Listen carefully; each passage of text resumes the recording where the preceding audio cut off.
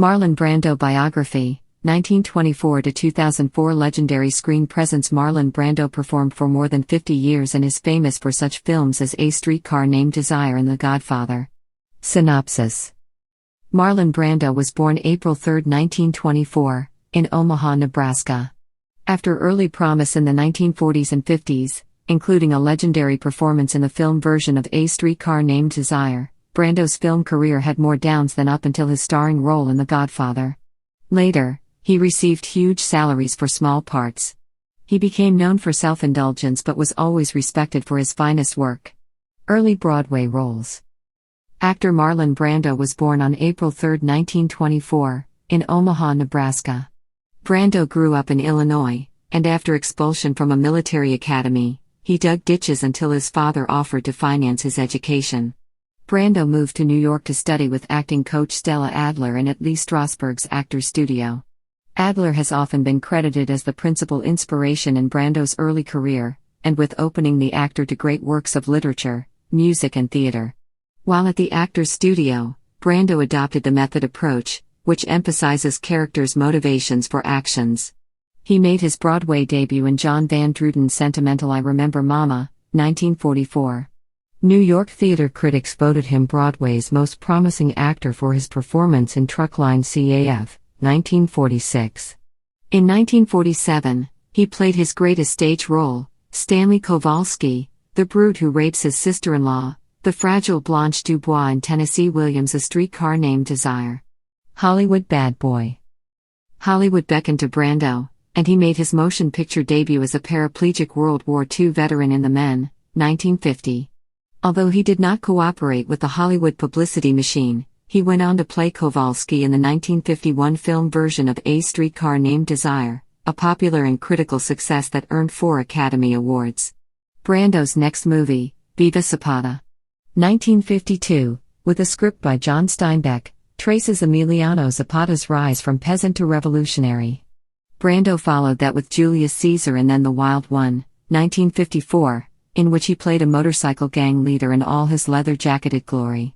Next came his Academy Award-winning role as a longshoreman fighting the system in On the Waterfront, a hard-hitting look at New York City labor unions. During the rest of the decade, Brando's screen roles ranged from Napoleon Bonaparte in Desiree, 1954, to Sky Masterson in 1955's Guys and Dolls, in which he sang and danced, to a Nazi soldier in The Young Lions, 1958. From 1955 to 1958, movie exhibitors voted him one of the top 10 box office draws in the nation. During the 1960s, however, his career had more downs than ups, especially after the MGM Studios' disastrous 1962 remake of Mutiny on the Bounty, which failed to recoup even half of its enormous budget. Brando portrayed Fletcher Christian, Clark Gable's role in the 1935 original. Brando's excessive self-indulgence reached a pinnacle during the filming of this movie. He was criticized for his on-set tantrums and for trying to alter the script. Off the set, he had numerous affairs, ate too much, and distanced himself from the cast and crew. His contract for making the movie included $5,000 for every day the film went over its original schedule. He made $1.25 million when all was said and done. The Godfather. Brando's career was reborn in 1972 with his depiction of mafia chieftain Don Corleone in Francis Ford Coppola's The Godfather, a role for which he received the Academy Award for Best Actor. He turned down the Oscar, however, in protest of Hollywood's treatment of Native Americans. Brando himself did not appear at the award show. Instead, he sent a Native American Apache named Sacheen Littlefeather, who was later determined to be an actress portraying a Native American, to decline the award on his behalf. Later roles. Brando proceeded the following year to the highly controversial yet highly acclaimed Last Tango in Paris, which was rated X. Since then, Brando has received huge salaries for playing small parts in such movies as Superman, 1978, and Apocalypse Now, 1979. Nominated for an Academy Award for Best Supporting Actor for A Dry White Season in 1989, Brando also appeared in the comedy The Freshman with Matthew Broderick. In 1995, Brando co-starred in Don Juan DeMarco with Johnny Depp. In early 1996, Brando co-starred in the poorly received The Island of Dr. Moreau. Entertainment Weekly reported that the actor was using an earpiece to remember his lines.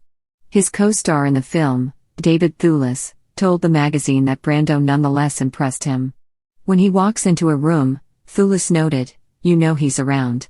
In 2001, Brando starred as an aging jewel thief in pursuit of one last payoff in The Score, also starring Robert De Niro, Edward Norton, and Angela Bassett. Personal life. It has been observed that Brando has perhaps loved food and womanizing too much.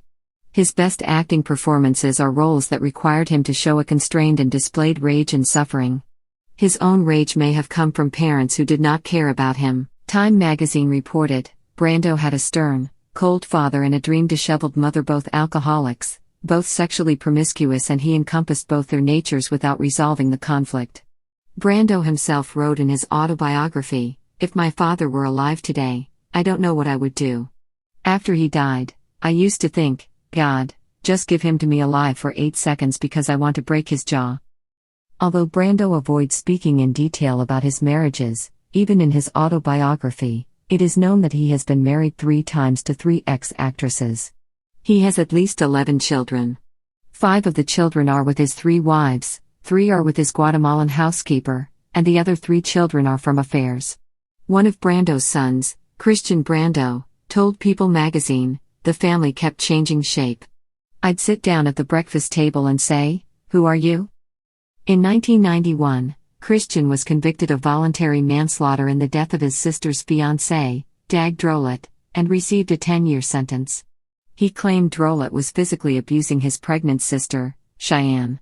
Christian said he struggled with Drolet and accidentally shot him in the face. Brando, in the house at the time, gave mouth-to-mouth resuscitation to Drolet and called 911. At Christian's trial, People reported one of Brando's comments on the witness stand, "I tried to be a good father. I did the best I could." Brando's daughter, Cheyenne, was a troubled young woman. In and out of drug rehabilitation centers and mental hospitals for much of her life, she lived in Tahiti with her mother Terida, one of Brando's wives, whom he met on the set of Mutiny on the Bounty. People reported in 1990 that Cheyenne said of Brando, "I have come to despise my father for the way he ignored me as a child." After Drolet's death, Cheyenne became even more reclusive and depressed.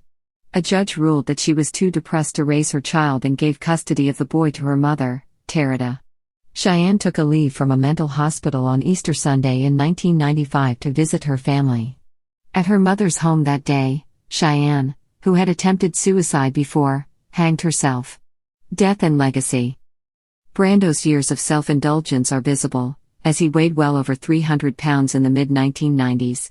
The actor died of pulmonary fibrosis in a Los Angeles hospital in 2004 at the age of 80. But to judge Brando by his appearance and dismiss his work because of his later, less significant acting jobs, however, would be a mistake.